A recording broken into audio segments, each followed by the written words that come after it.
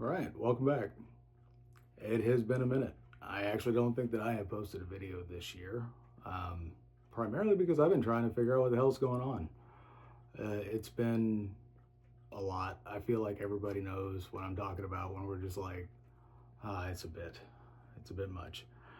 So for this year, I've been pretty busy and also trying to figure out exactly what I was going to try to say with this channel, because the more I tried to do with it, the more I was realizing that it was just different for how I was engaging with it and what I was doing.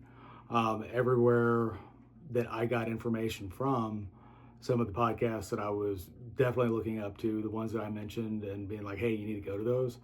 Yeah, those are great resources. They have a lot of ability and time to delve into it and to edit and do things that they need to do. And I don't necessarily have that time. And I also have spent this part of the year kind of figuring out how I was going to interact with that, because all of the people that I would watch and get information from, nobody dealt with it. Nobody actually had an experience. Not like that. Not like the orb situation that I had. And this year was a little bit difficult for me processing that, because in the back of my mind, like, I'm always checking to see, like, hey, am I nutty? Like, did I lose it? Am I falling off? And I've always given a certain amount of allowance to, yeah, I mean, probably.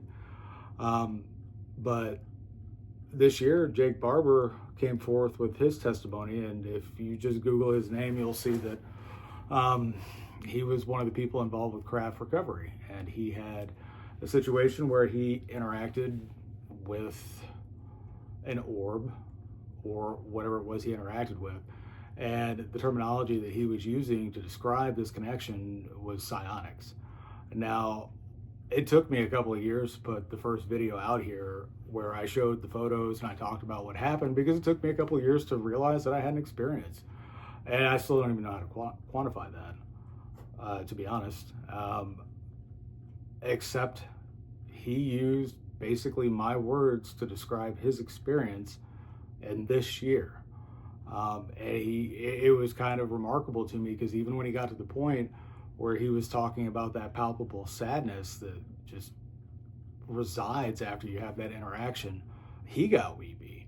And in the video when I was talking about it, I was doing all I could not to really think about it while I was talking about it, because if I do, then I will get upset. And that's difficult. And I don't know what it means. I don't claim to know what it means. And that's another thing. A lot of people are out there searching for answers now. And I don't know that I was ever actually searching for answers through this means. I think what I was trying to do is create a space where, if you were like me and you walked a certain path and you knew life to be a certain way, and you're a person of certain stature, then you're gonna, think things are a certain way, and you're gonna believe your own nonsense. It took me a while to go ahead and kind of get over all that and kind of, well, what is happening? And at the end of the day, it's made me a better person. I spend a majority of my time trying to be the best version of myself that I can be, to help those around me. And that's what I wanted to do with this channel, was create a community where we all could just talk about it very open-mindedly, because I feel like at this point, because I interact with whatever the phenomena is just daily. I mean, I go out and I see things every night. In this episode today, I'm going to do two things. Number one, I've got up on my phone right here, I've got a screen recording, and we're going to run through the UAP hearing tomorrow, which is kind of what predicates this whole jumping back into it, is to go ahead and let everybody know, hey, this is what's going on. I'm going to do a quick run through and show the names of the people and kind of scroll through their testimonial document that's associated with their name, just so if anybody's interested, they can scroll through it and on their own, or they can pause it or zoom in or whatever. But so I'm going to have this video recording me, and I've got my screen recording right here, so we'll just go through it together. So this hearing is going to be tomorrow, September 9th, 2025 at 10 a.m. The title of it is Restoring Public Trust Through UAP Transparency and Whistleblower Protection, which is always concerning when the government titles something like restoring public trust, because generally it always seems like they're trying to do the opposite of whatever it says. And I will say that the crew of people in there that are addressing this for our government, it leaves a little bit to be desired into the scientific and philosophical aspects that need to be kind of addressed with this. So the subject is restoring public trust through UAP transparency and whistleblower protections. Tomorrow, September 9th, 2025, 10 a.m., place HVC 210. I don't think that matters. So witnesses and testimony. Oh, I guess I should probably also say this is why I've been also in hiatus. This is Meathead. Earlier in the year, he suffered injury, and I spent a couple months just kind of tending to him and making sure he was good, and now we're kind of buddies, so I've spent a little bit of time, and he sees UFOs, by the way. We hang out outside, and he can see them when I'm seeing them. It's weird. So witnesses and testimonies, Jeffrey Nucciselli. I'm just going to kind of go through this like the way I would. Number one, try to go to legitimate sources of information. I'm at the oversighthouse.gov, the Oversight House Committee, and their actual reporting on this. So let's see, let's look up Jeff. What's up, Jeff?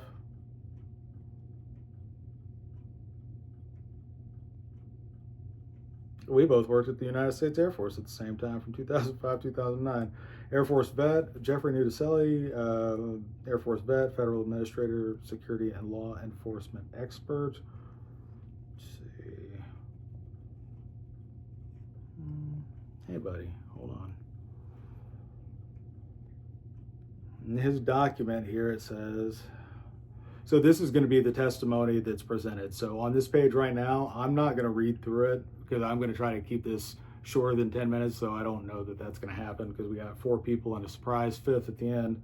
So if you want to do so at your own convenience, you can slow the recording or zoom in, or just go to oversight.house.gov and look for this. So it looks to me like he's basically talking about these phenomena challenge our deepest assumptions about reality, consciousness, and our place in the universe. Exploring them could unlock transformative breakthrough in technology, biology, and human understanding. Well, no shit. No. So, okay, I agree with all that. Chief Alexandra Wiggins. Now, tomorrow after this thing, I wish that I had the availability to kind of go through it in real time, but unfortunately I'm going to be busy a majority of the day tomorrow working, so I won't be able to come in until a little bit later on that. So let's see, who's this guy?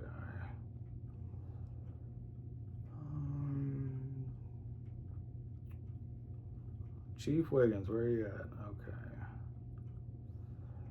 4 aerial objects that appeared to rise from the ocean without any visible means of propulsion. I was in Hawaii a couple of years ago. Them shits come up and down all the time. They're bonkers. That is not what I wanted. It's George Knapp. If you're in this topic at all, you're going to know who that dude is. Hey, buddy. Do you need to go out? Hold on. All right. Here you go. So George Knapp, if you're in this space at all, you're going to know who he is just by name. But let's see what the web has to say about him. Yeah, George, you're 73 years old. You're doing good for your age, man. Because he's out there. He's been busting it since back in the day. He was one of the guys that brought forth the whole Bob Lazar story. And I think that was like, he did some stuff with Lear early on. It was like 87, where it was still definitely not what it is now. But George Knapp is an investigative journalist. He's kind of a real journalist, and he got lured into the UAP area. He's a very interesting cat. I love listening to him whenever I get an opportunity. They've got, him and Corbell have a podcast, Weaponized. It's a little bit dramatic from time to time, but they do generally get decent information across, and Knapp is thorough. Like, he's definitely, I mean, he's a journalist. He's like old school journalist, like, I guess the way they used to be built. But I appreciate everything he's done, because I've found myself kind of referring to some of his reporting over the years as I've been working through this on my own. So the last one, or there's 2 left, Dylan Borland. I have no idea who that is. It says Air Force veteran. And I don't want to go to any of those sites. And I don't want to go to Reddit. So I guess I'll find out more about him tomorrow. And then Joe Spielberger. Have not heard that name before. Oh yeah, I looked at this before I came on because I just didn't recognize him. And Pogo, like Project on Government Oversight. Did anybody not know about John Wayne Gacy? Like that was his clown's name, his alter persona, Pogo the clown. That's scary. I don't know that this dude looks a whole lot dissimilar than Gacy either. So that was I probably should keep my opinions to myself. But Pogo, I remember reading about John Wayne Gacy at a very young age, and when I realized that dude, after what he did, spent his time in prison painting pictures of his persona clown, and his name was Pogo, that just has always freaked me out. But this dude, Spielberger, is a senior policy counsel at Pogo's Effective and Accountable Government Team. Well, we'll see what he has to say tomorrow. So that's what I've got for this one. I'm going to just kind of follow up on that tomorrow afterwards in the evening, as soon as I can get something together. What's his document about? Oh, yeah. Okay. Yeah. So that's my game plan on for that. And so because I also wanted to show some of examples of what I'm talking about, because when I go out every night, like I see things, I call them wandering stars. Sometimes I have direct communication, I feel things, or I know they're out there, I can feel them on the inside. I don't know how to explain it. Chris Bledsoe, they tested him in like a Faraday cage, and he has the exact same thing going on, except I'm very judicious with what I call it in respect to how other people perceive reality and also their religious affiliations. I'm a former atheist, completely devout to nothing other than logic, I suppose. And I find myself in just a crazy spiritual place. Bledsoe calls them angels. I don't. I don't know what I would call them, but that wouldn't be it. But it's I think the same thing he's seeing. So when I go out there, either I've been like called, or I feel it, or I just go out there, or if even I just walk out there and look. I'll just look around long enough and be like, hey, is anybody out there? And then I'll get some blinks and some movement, and I'll just wave hi. And it's kind of like if you were going to go out for a hike in the woods behind your house or whatever, and you see a little bunny going by and you just wave to it, hi, bunny. Yeah, that's my relationship with UFOs today. And I also want to show these photos because one of them is pretty pronounced in what it is. And I do want to delineate that I am not somebody who has seen saucers and nuts and bolts craft, and I'm saying that there are ships. Everything that I have seen, etheric might be the best terminology. I've heard plasmoid utilized. So the first thing I'm going to do, and sorry about all the back and forth, it takes me a little bit to do this. So what I'm going to go ahead and let you know with this is I've also found a way where even if you don't feel it and you can't see it or do whatever, with technology, with this, you can go out, and I found this out by accident. I was literally taking a picture of the night sky, and it was doing that 3-second delay where it allowed a little bit more light in, and it would get a really wonderful capture of the stars in the sky. And I live in Oklahoma, so there's a lot of light pollution. It's not like the desert, and it'll give you almost like a desert-like effect. And now after doing that a few times, I noticed that there would be all the stars in focus except for like one, and it would be like moving around or something, and it would leave a trail. And so that's what these photos are going to be. I've got a video of one moving, so you kind of understand what I'm talking about with the wandering star thing. And then I've got some stills from the photo that had a 3-second exposure where you can see all the stationary stars, and then you can see the movement trail, and it gets wild. So we'll start at the video, and I'll just let it play.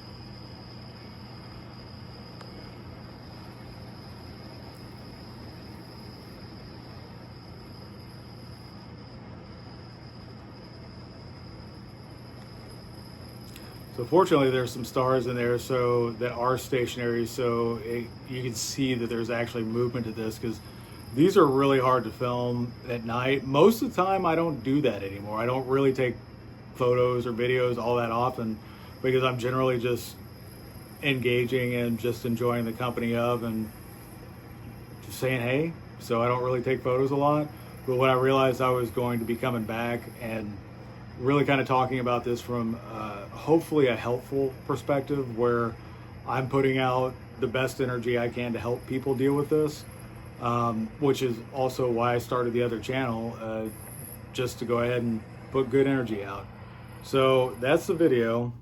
On this photo right here, I'm going to zoom in on it so you can get an example of what I'm talking about. So this is a wonderful, wonderful photo of the sky. And I took it on my iPhone, whatever. It's not the Pro Max or anything. It's just the 16. So I use it as a work phone. So I was just taking photos like this, and I don't see anything in there that's untoward, but I started getting a couple of like things with tracking and things that were like moving. And the next one has probably one of the most compelling little bits of it that I have ever seen. So on this one, this was a delayed photo, and I'll not zoom in on it so you can see that all these stars are stationary. And then right over here, you got Mr. Right Turn over this 3-second span. When I held the phone up and let it go for the 3 seconds to let the light in, whatever this was moved and covered this much of the sky and took a friggin' left turn at 90 degrees in the sky.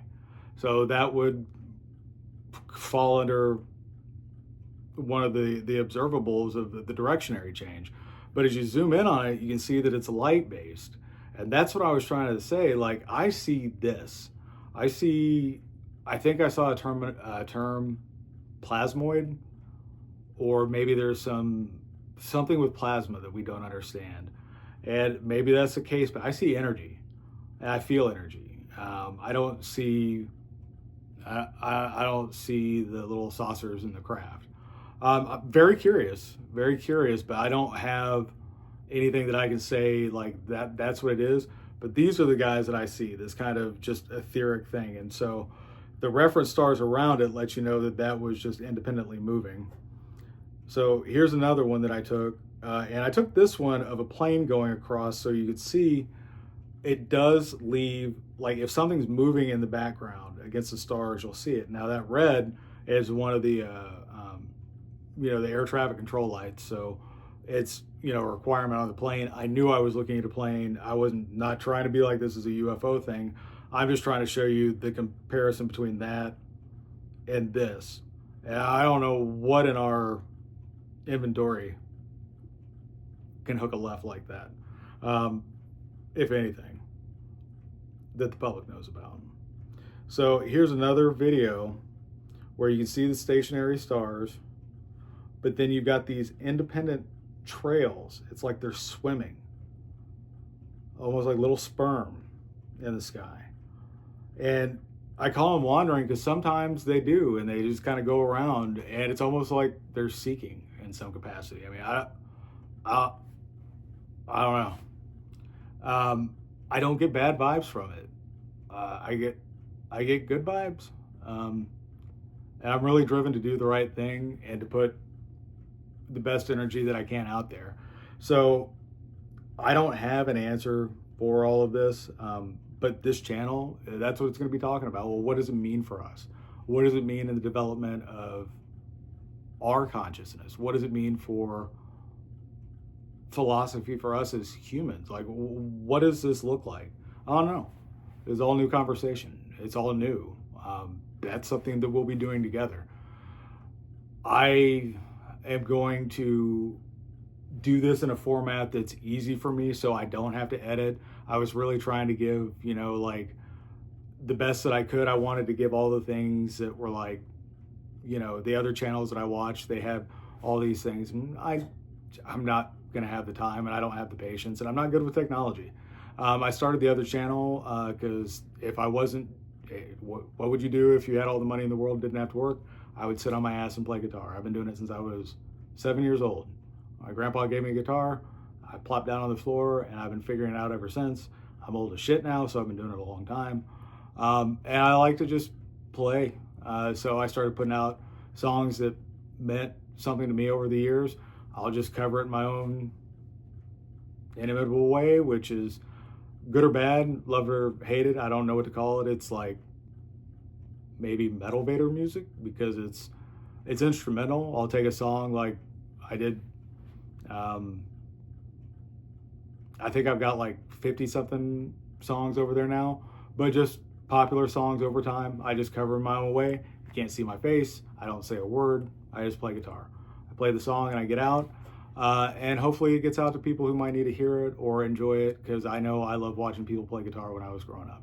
So find what it is that you do and you do well, and you feel like you might need to share it with the world. And I started doing that. And in that capacity, I found a quick way to film for me that works for me. And basically, I'm just pointing my camera up a little bit to do this. And right now, I'm screen recording my other phone. I'm going to just put them both together at the same time, and they'll be right next to each other. So I really appreciate anybody that tuned in for this long. It'll either be split in half or it'll be damn near 25 minutes. But nonetheless, thank you all for showing up, coming and take a visit, pop in, say hey. I appreciate it. I've been learning all this as I go along. I do have a much different take on it than even just the last set of videos I did. It just seems like so much has happened. It's like dog years. If I've only been gone since the end of last year, and it feels like it's been 7. It's crazy the amount of stuff that we're going through. So I'm just trying to figure out a spot where we could just kind of come as a group and talk about it, and no judgment, just whatever it is. I will tell you that this is a trepidatious time because there's a lot of profiteering off of this. People that or trying to start new religions, and I don't think that that's it at all. Like, not even a little bit. It feels wrong. Like, even like making money off of this. If I ever made a dime off of the channel, it would go not to me. To help in some capacity, but not here. This isn't my place to try to get money or profiteer or do anything like that off of this. I literally was told to help, and that's what I plan on doing in whatever capacity I can. So if you have questions and you want to send me a comment, send me an email, whatever it is, I'll engage it or create a topic that we can talk about and do it on the show. But as far as what we're doing now, I'm going to go ahead and call this quits. I'm going to just go ahead and plan on circling back and meeting back with you guys after I've had a chance to process and kind of see what we're looking at from that meeting yesterday. And I'm curious to see if there's going to be anything of any real consequence, because I remember in like 2020 and 2021 and 2022 when everything was like blowing up and it was like the dam was going to break, and they had the Schumer-Rounds amendment and everything was a big deal. And then it went, and another year went, and they revised it and it didn't pass. And they're again trying to do a Schumer-Rounds amendment this year with the disclosure of non-human technology, recovered craft, all of that. It feels like with all the stuff that's going on in the surface, especially in the US, there's just a lot that is being overlooked. Because if you're talking about the future and UAP and the phenomena and the interaction with society is not part of that conversation, you're really leaving out the biggest topic of what the future is going to be about. So I wish you all a good evening and thank you for tuning in. I will follow up either tomorrow night or the next day in the morning when I've had a chance to create a video and just kind of talk about it. I'll probably do the same thing where I just sit down on the phone, we'll go through the video together, maybe try to get some highlights. And I plan on taking you on the same journey that I've been doing, because if it was just me here without a camera on me, I'd be sitting right here on the floor, going through my fucking phone, looking at information, being extremely judicious from where I got it, because stuff that's in, electronic format has a tendency to be manipulated, which is why I kind of always will go to the text. So I've done a lot of legwork to try to get myself in a position to be somebody that could help. I've had to kind of gather a lot of information on a lot of topics that I was just not in my wheelhouse. And it somehow kind of coalesced, and now I find myself in a really good space with all of it. And hopefully I can help you all along the way, and have a good evening. Thank you.